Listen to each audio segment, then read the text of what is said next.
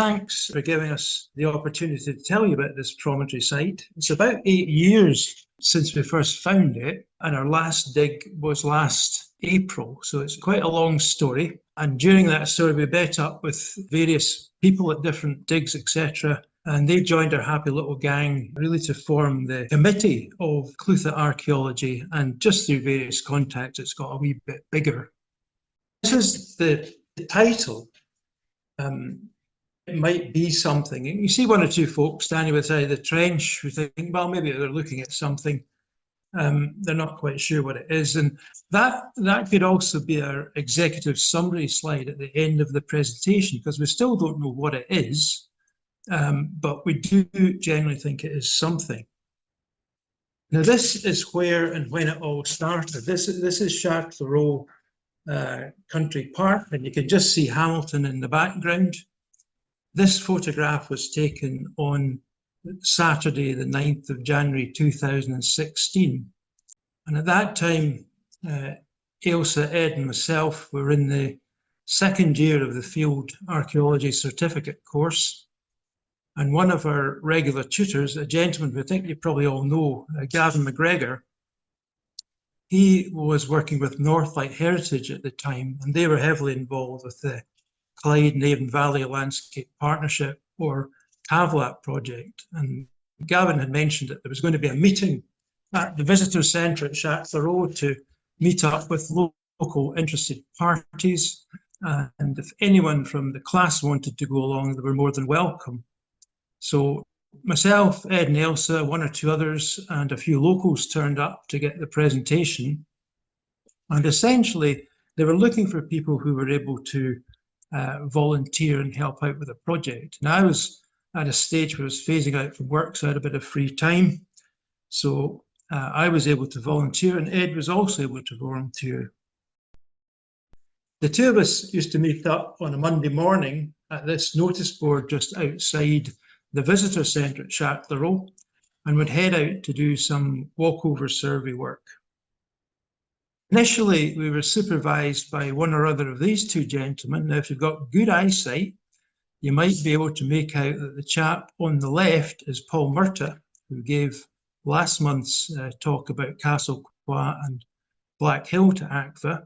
We were actually looking at a bit of the Park Pale that's in Chatelherault. This is mentioned in Canmore. It's between these big trees, you can just make it out.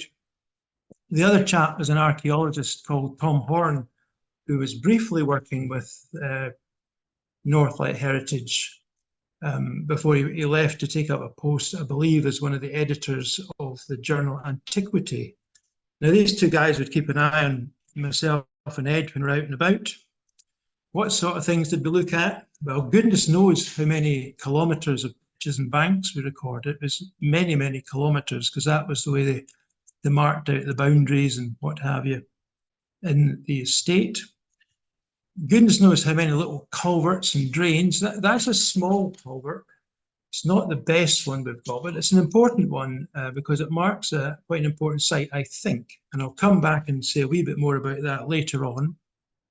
We also saw lots and lots of gate posts, and Ed and I got a particular interest in gate posts that have only got a single hinge and this funny little pivot thing at the bottom where presumably the gate would pivot round on that. So that's the sort of things we were looking at.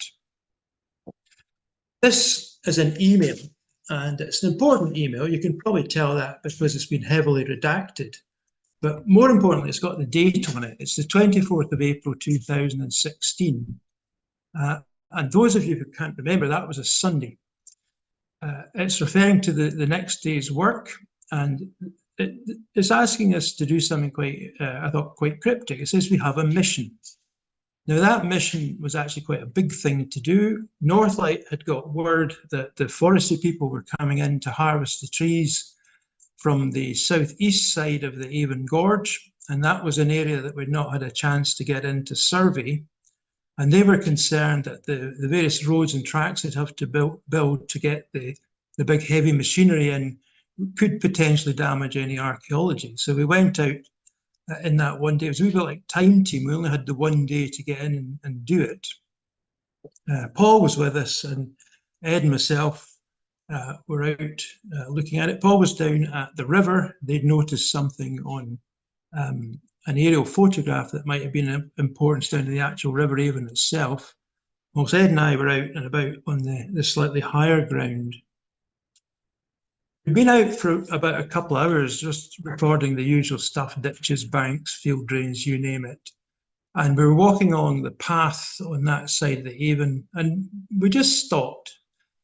And this isn't exactly what we were looking at, because as you can see, the trees have been cut down. The photographs that were taken at the time were on the Northlight Heritage CAVLP camera, and unfortunately I don't have access to them, but if you use your imagination, you can see where the tree stumps were, and that was a tree covered area. But if you can see my wee mouse, what we saw was this big either ditch or gully going across here, what looks like a causeway down the middle of it, and another bit of gully or ditch heading that way. And this causeway seemed to be leading up to a wee mound, then a bit of a platform. If you look carefully, you can see this sort of hazard warning tape. That was a late addition, obviously, after we explored the site. Now, Ed and I both thought this doesn't look natural. This looks kind of weird, particularly with this big causeway in the middle of it. Here's another view taken on a different day with slightly different lighting. It certainly highlights the hazard warning. Now, we didn't know that was there, so we sort of scrambled down, had a look around. There was definitely this causeway. As we got here, we realised there was really a sheer drop down there, and if you fell down there, you probably wouldn't survive it. And that goes for all of that tape you can see just there. So it's a pretty hazardous site. But anyway, because of our ignorance, we scrambled down to have a look. I hope you can see this. This is the causeway here, that sort of mound in there. We walked up that and we got beyond the hill onto this platform. Now, this is one of Shona's slides. Shona was one of the original CAVLP volunteers, and she's quite unique in that she's a local resident, and I don't know how long her family's been in the area, but she knows the sort of heritage and background of the Lanarkshire scene, if you like, better than anybody that I know. So I'm grateful for this photograph. You can see roughly the sort of area we're looking at. It gets cut off at this side, which is probably just as well, because that gets you into really dangerous territory. If you keep going to the right, you will fall, and that'll be the last thing you ever do. Similarly, around this edge, it's pretty steep. And as you come around this corner here, you get more into the sort of ditch gully territory, which is a bit safer. This was taken from the opposite bank. Now, it was only on my phone camera, so it's not the best quality. And the site I took it from is quite close by that little culvert I showed you. There's some really fancy ditch and drain work going on there, which we really don't understand. And there's a couple of beautifully constructed culverts through the banks. Now, why that's suddenly there, I can't explain, given how simple the ditches and banks are around the rest of the estate. But where this photograph's taken from is from a grassy platform, if you like, and there's been some suggestion that it might have been a viewing platform during the days of the designed landscape at Chatelherault, so that visitors and guests could look over to this site. So there may have been something here that people wanted to see, but there's no record of it.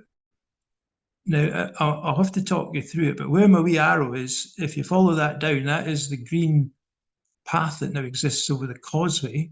There's a ramp going up here. There's a mound here, then a platform there. So that's the view from the opposite side. We don't have a view from the steep side because it's pretty steep, and I think we should maybe invest in a few of these signs just if folk do want to go out and see it. That's actually the Mediterranean and North Africa we're looking at, so you don't see that from Chatelherault. This is some of the stones that we saw on the mound, and if you look at that, it's pretty incredibly right angles, straight edges, reasonably flat surfaces. So when we saw them initially, we thought they might well be worked stone. There's another one here with a corner that's kind of broken off. they're probably the two biggest stones. There are lots of other stones on the surface round about it. So there's a lot of stone in this area. When I initially, there was lots of marks on it, which I thought might be tool marks, but they're actually fossils. I think this is one of these sort of tree ferns that the dinosaurs used to eat, possibly, or just an ordinary tree. But I thought they were tool marks, but I don't think they are. I think they're all fossils. After spending about maybe 5 to 10 minutes on the surface, on the site, my initial impressions were these. You could see a big deep gully, possibly natural, or a ditch, possibly man-made. A definite causeway, no doubt in my mind that's what it was. There was a mound with lots and lots of stones, some of it might have been worked. There was a grassy platform. There was a sheer drop around probably 2/3 of it, if not more.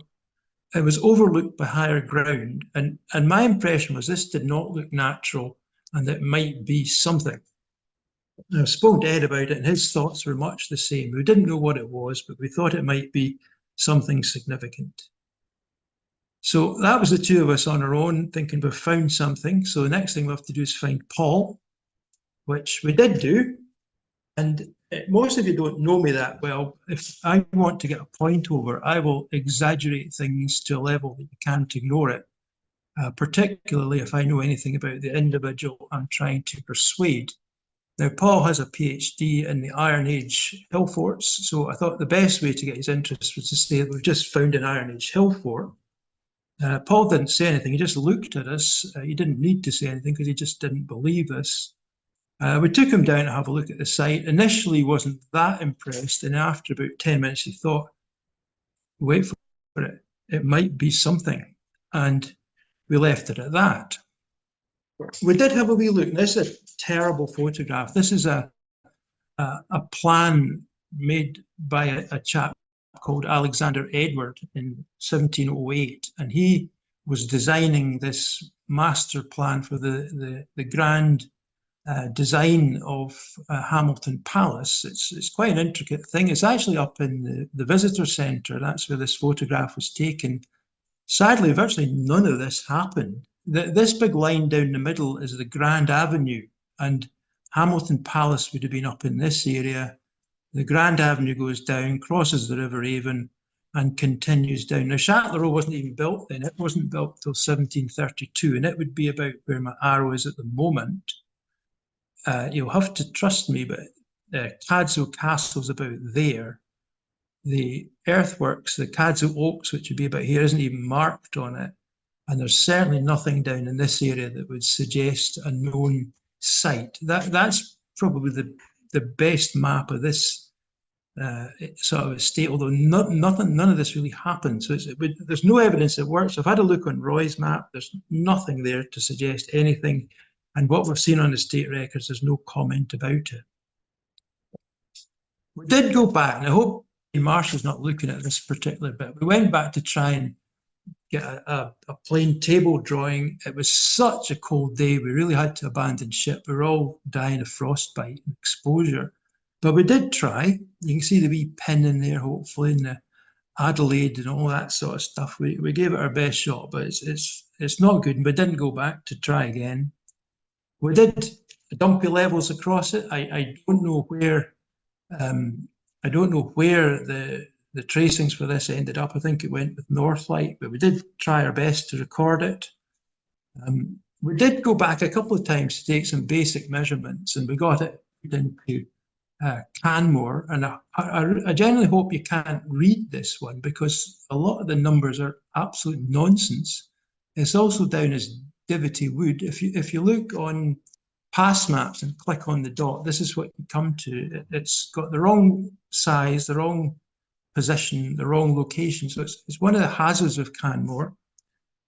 We did go back again. This is just a wee section. You could probably read some of this, and it's a bit more accurate, but there's still some bits that I would question its accuracy. Needless to say, none of us entered this into Canmore. This came out of the CAVLP project, but it's the correct site, at least Avon Gorge. There's the number. This is just one wee paragraph. There's a lot more detail in it. So we've got it on the map at least, so we know it's there, but I think we need to go back and really tighten up on what's in Canmore. This is a photograph which you'd think the royal family had produced it, because it's a bit dodgy and needs a bit of work on it. I don't know who took this. I think it was possibly Gavin McGregor. And if you look, the stumps are relatively fresh. This would have been taken November or December of 2016. And it has really the CAVLP volunteers that were involved from the start. There's Ailsa in the middle, Ed here, me here, Shona standing here. And this chap, if you've got really good eyesight, you can see it says South Lanarkshire Council in his wee badge. This is Chris McGinley, one of the park rangers, who we got to know very well. Chris is a good guy to know because he's got great local knowledge, obviously. He's also highly skilled with a chainsaw. And most importantly, he's got a wee truck that can carry the equipment up to the site for us. So that's the end of 2016. And that's more or less when the actual survey work at Chatelherault stopped with CAVLP. It did continue the other projects. Paul Murtaugh last month told us about Castle Qua in great detail.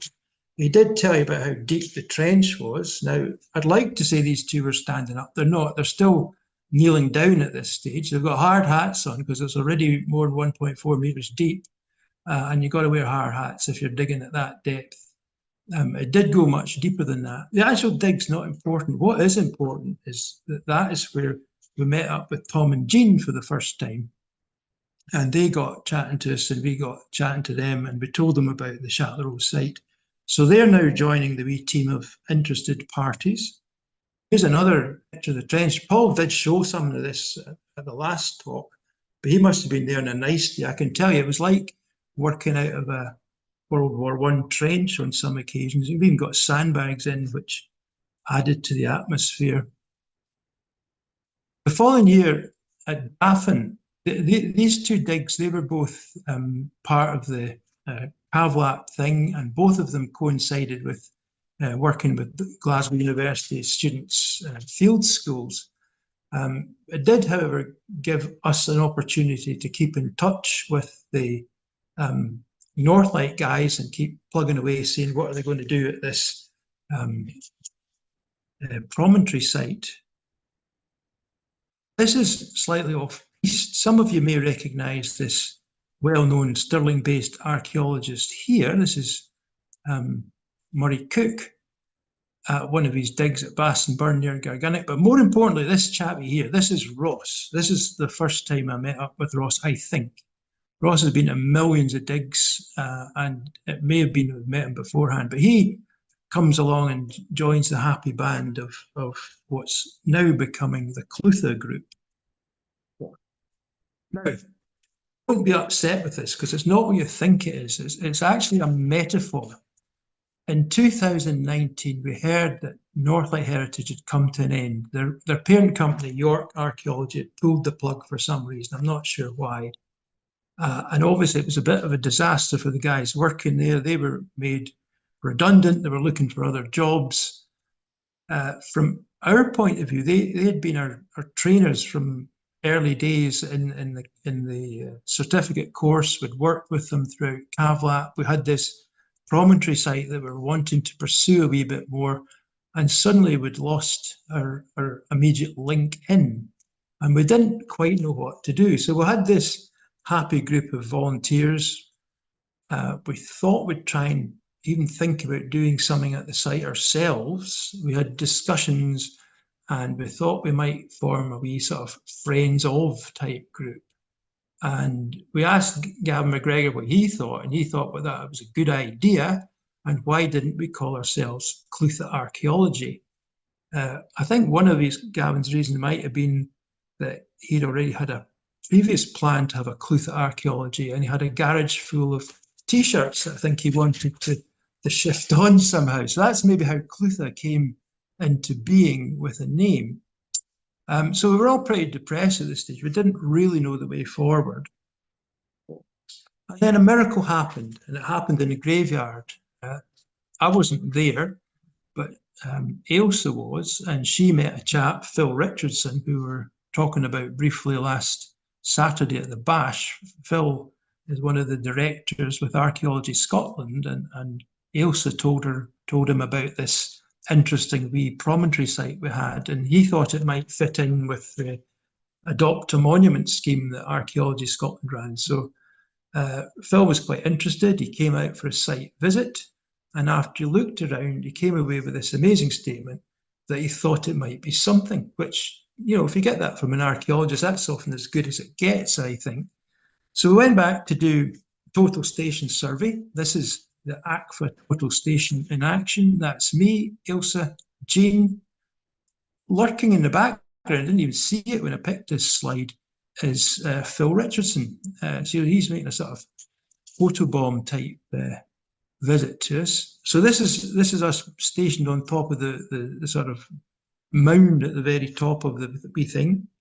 This is quite a big team. There's a few folk actually in the audience this evening who might be able to pick themselves out. There's Ken, Hilary, that's Susan Fraser's dog, so Susan must be somewhere. Jean, Ailsa, Tom, Kieran from Archaeology Scotland, Ian Hill, me, don't know who this is, but you can see there's actually two total stations in action. So there's the ACFA one there. I think it was Ian Hill's that was in and if you look carefully, you'll see all the wee flags that were used to sort of pick out the bits where we're going to be measuring.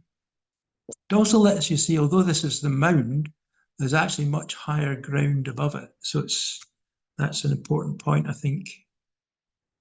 But this wee plan, now to talk you through it, you need to follow my wee mouse. This is the causeway going here. This is the mound here. This is the platform extending out this way. These contours indicate the gully or ditch heading down in that direction. There is a wee bit of gully or ditch going that way.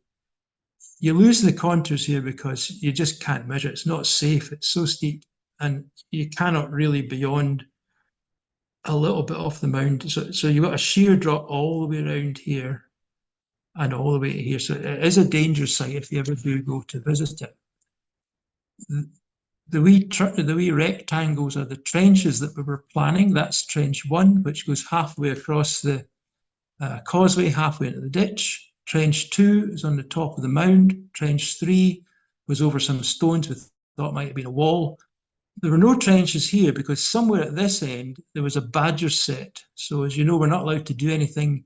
So 30 metres from there is the closest we can be. So that's 30 metres to about there. There was a 4th trench put in at another visit once we'd made sure the badgers weren't living at home anymore. And we put in trench 4 about here. That's an important trench because we found some stones at the bottom of it, which made us think about being a bigger trench. It was a 15 by 2 metre trench went in this area here. I don't have other slides with these things marked on, unfortunately, so you just have to rely on your memory for that. Now, we planned after that to get on with some excavations, but sadly this struck totally out of the blue, COVID-19, which is a bit of a nightmare. I thought I'd inject some gallows humour into it. These are the wee dots of the COVID viruses, not markers you get on pass maps.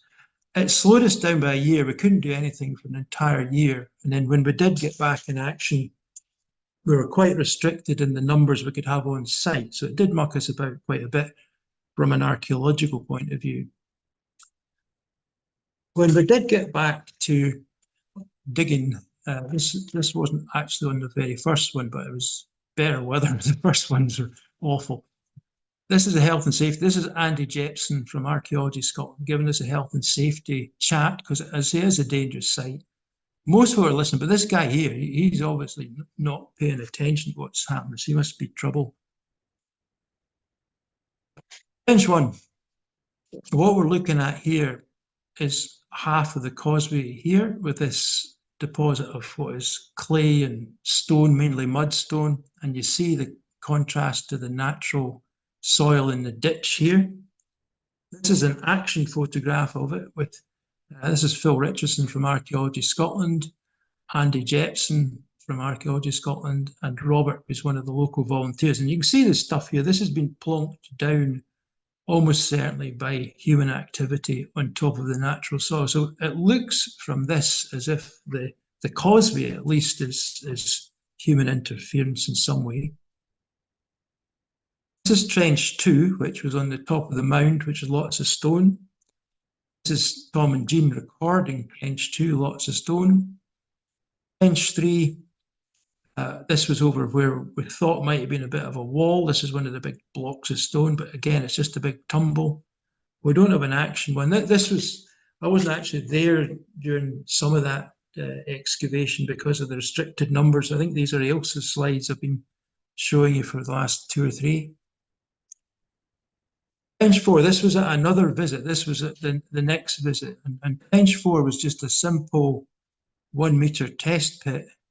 And you can see here the dig, that's Andy, Jepson, Jean and Tom. And you can just make out, if you've got good eyesight, a couple of flat stones lying there. And that looked like these had been deliberately placed. So we go back, this is going back to the April from last year. We've got our 15 metre by 2 metre trench marked out with string. Again, Andy's given another one of his health and safety talks to this group, and this guy, again, is just not interested. He's getting on with the deturfing. This is the beginning of day 2. I put this in because it was such a beautiful day. I just leave out this slide. Andy's given us a chat about what we're finding. It's amazing who turns up at these digs. Who's this guy? This chap's actually from bigger archaeology, so there's quite a few folk along with the usual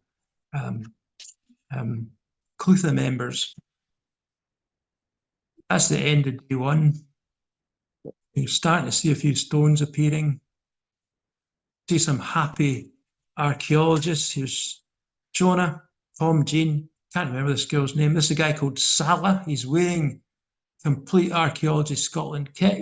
I think he's from the Yemen. I met him a few years ago at the first dig at Hampden Bowling Club, looking for Hampden Park, and then the following year at Cathkin Park. So he's been around a wee bit with Archaeology Scotland. This is Phil Richardson in the middle, and he's not happy with these tree stumps. But what we are starting to see are these flat stones at this end of the trench. I'll refer to this as the Badger Set end of the trench so we know what we're talking about. This is taken from the other end. This is the end nearest the causeway. Again, we're just making slow progress. And to the point we're recording, we've got, at the Badger end, we've got a lot of these stones that are laid down flat. In the middle, we've got this greyish type earthy material, which we thought might have been a ditch that was filled in. So we put a little sondage across it. You can see there's a lot of tumble of wee stones underneath it. And there's Ed doing some old school recording with his drawing board and pencil. He decided enough's enough, so he gets out his iPad and starts recording the trench with that. Everybody's just standing around letting Ed access. This is the whole team. You can see the barrows are filling up, so we're getting ready to start backfilling. Like this photograph, because you can start to see the different bits of the trench. From where I think that's Jean and Ailsa are working that way down, you've got all these big flat stones. I wasn't working down that end, but there was a clear layer of this reddy brown clay covering all that. Once that got dug out, you can see these really flat stones. You then have this grey bit, which I think curves round, really curves around the margin of the mound.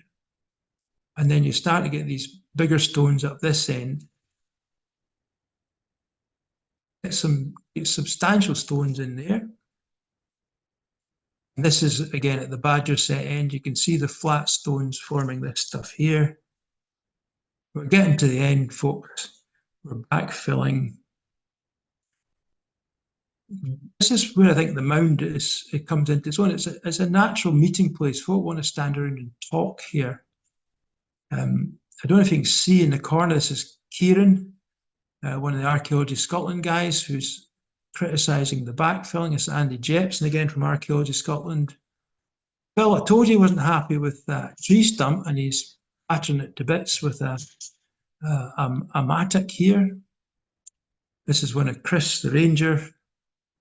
This is Andy Jepson, who's coordinated it all, and this is his total station, getting all the various points. And we're just about finished. We're backfilled again. We've got the natural meeting point up at the top of the mound here. I like this photograph because you can see all sorts of archaeological features. You can see the ranging poles, the terram. This was trench 4 was covered up with this bit of terram, just this slightly damper looking stones, loads of buckets. This guy drawn, you can see his planning frame. This is Ed's, and this is his drone footage. And I think this is really useful because I think it's the best way to look at a trench like that, because it's on a bit of a slope and it's really difficult to visualize. But at this end, which is the Badger set end, you've got all these really flat stones laid down like I was trying to make a patio. That's what mine would look like. You've got this grey material covering around here with a wee song dash there. You've got a tumble of wee stones. You've got some bigger stones. Some of them are on their edge. These two here look like they've been on their edge and collapsed over. And I'm starting to think that this is a cairn at this edge. I've never excavated a cairn, so I don't know exactly what they look like, but there's an awful lot of stones on their edge. This is, again, Ed's photograph, drone photograph. I think it's now photogrammetrized, if that is the correct word. And again, a fantastic detail. You see all the flat stones beautifully. You see this grey bit curving around here.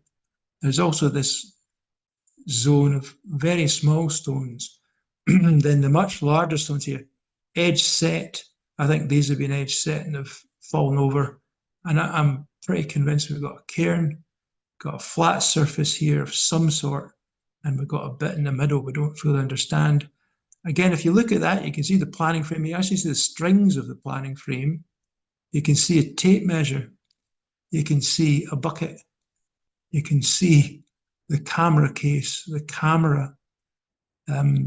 Fantastic detail. There's the ranging poles I mentioned. There's the terram. There's the tape measure. Fantastic detail. This is actually a wooden post that we hammered in when we were doing the total station survey. So you can see enormous detail with this type of technology.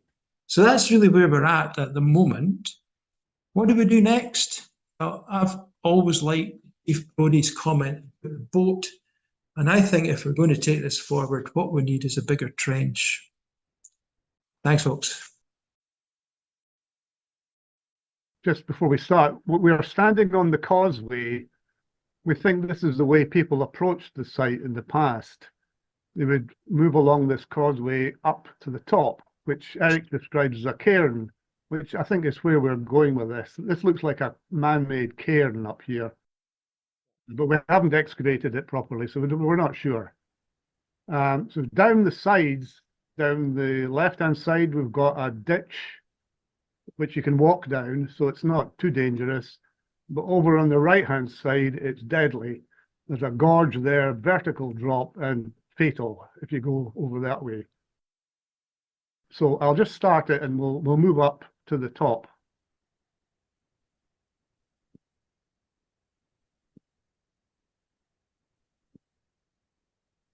So we're moving across the causeway, wiggling about a bit. It's in a promontory fort.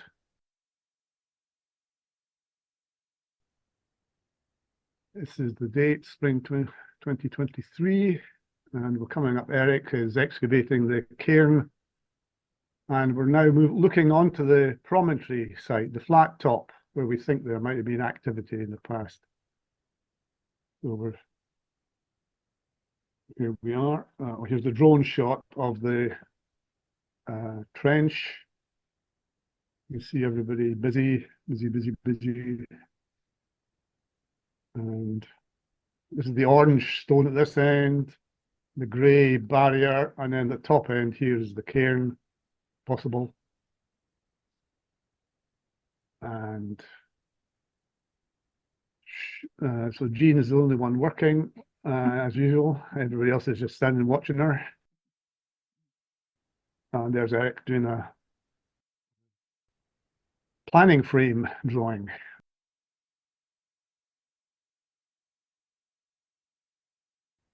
And then we're finishing off. And can I just say the people who tidied this up did a fantastic job, because if you go to that site today, you wouldn't believe that that had been excavated. It's terrific. And I think everybody had a great time.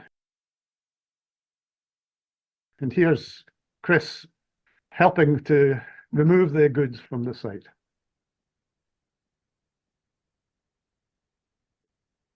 I'm now going to hand over to Ailsa, who's going to tell us about the way forward. What are we going to do with this and what next? Having done the excavation at Catelherault, which Paul Murtagh talked about last month, and then doing some geophysics at another site, Double Dyke, and then finding the Avon Gorge site, we sort of got interested in promontory sites, because the one thing that they all have is that they're all situated on rivers. So Nature Scott defines a particular landscape character type in sized river valleys. These are narrow, steep-sided valleys cut deeply into the plateau farmlands. That's their definition. There are several in the upper reaches of the Clyde in Lanarkshire. Now, we have defined for what we hope to do as a promontory site. I think Paul Murtagh could call it a D-shaped site. So these sites are situated on a river or at the confluence of two rivers. There's a steep drop on three sides and is enclosed by one or two ditches on the fourth side. So basically it is making a defensive site. Now we looked at both the LiDAR and we looked at Ordnance Survey maps to try and find out some other promontory sites within South Lanarkshire. And we actually ended up with 23 sites that we've found so far. So I don't know whether you can see my pointer here. Catelherault. So Catelherault is the site that we excavated in the CAVLP project, which is on the Mouse Water, opposite Lanark. And during the CAVLP project, we also went and did double physics at a site called Double Dykes. So Double Dykes is between the Avon water and the Gardner water.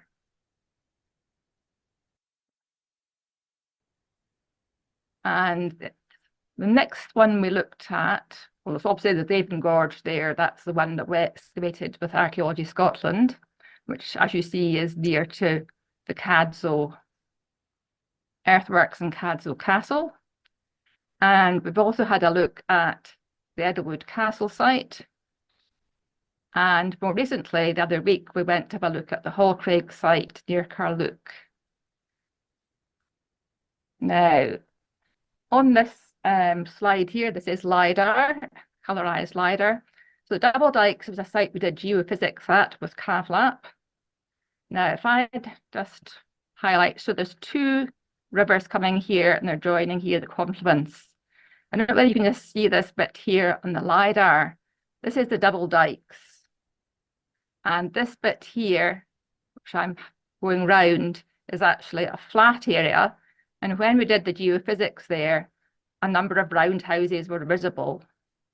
Now, some people together in Stonehouse Heritage Group got together and put forward funding application to the Heritage Lottery Fund, which they actually managed to get. But unfortunately, the tenant farmer decided he didn't want anybody excavating on his land. So it didn't happen. Well, the Double Dyke site is a really exciting site. It'd be really great to do an excavation there. And it's on Canmore. The site that we went to look at last summer, Edelwood Castle site, which some of you have been out to. Now, it is on the Meikle Burn, which is running across the way. So this sort of like triangular bit here is the promontory. And this tiny wee grey bit here is a flat area here. So Edelwood Castle is marked on the 18th century plan of the Chatelherault estate. And apparently, according to the antiquarians, Edelwood Castle was demolished after the Battle of Langside. Because basically the Hamiltons were on the wrong side. Nowadays, there's just a mound there and a bit of wall. Well, this is a site we actually plan to do an excavation at. This bit here is all a big housing estate. It's a modern housing estate now. So the next site I'm going to show you on LiDAR is Hall Craig, which is near Carluke. And there was an 18th century mansion on this site. And if you see by where I'm pointing with the pointer, this is the remains of the house here. You can't actually see much now. There's a sort of walls under turf. And there's a bit of walling left underground, which we think was probably a vault or basement, etc., to the castle. This is Jocksburn coming round here. There's a golf course up here. There's a steep drop down here. And there's a steep drop all the way around here. Now, when we read records of the mansion, they talked about when they built it, there was an existing castle on the site, and also there was a causeway.